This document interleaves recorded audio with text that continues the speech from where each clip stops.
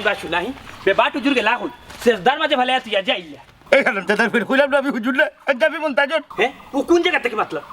ওই দেখো তো আমি উঠো ও তুমি কোন খামটা করলা কোন সাই এই হারাম দাদা ফির আমি চিন্তা করলাম তুমি সিজদা তুই আইলা খিলাবা এই তোমরা আমারে জোর করে ইমাম দেও কেনে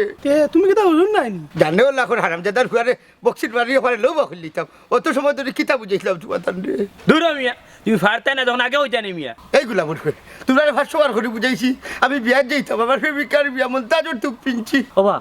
ইটা লেবাস লাগাইলে যে সাই মনে করবো বড় এক মৌলানা নাই হাজি সাহেব দূর হারাম দাদার ফ্রেন্ড লেবাস থেকে মানুষ ছিল যায় না আমার বিয়া খাওয়াটা ক্যান্সেল হল আপনি হুজুর হইয়া নামাজ পড়াইতে পারা না আবার আগালে মাতালে এক জুব্বা লাগাইছো আমি রে বাবা মুলেও হয়েছিলাম বুঝছেন আমি নমাজ পড়াইতাম পারতাম না তোমরা মসজিদের ইমাম হু ও আমরা ফাতলা মতো লিয়ে 3 মাস বাদে বাদে মসজিদের ইমাম সাহেব রেখে দাইয়া দিলে কিতাব ইতা মুনাফিকি কিতা লাগি বুঝছেন বিনা দুসে মসজিদের মেসাবরে বিদায় করা আও একটা মুনাফিকি ঠিক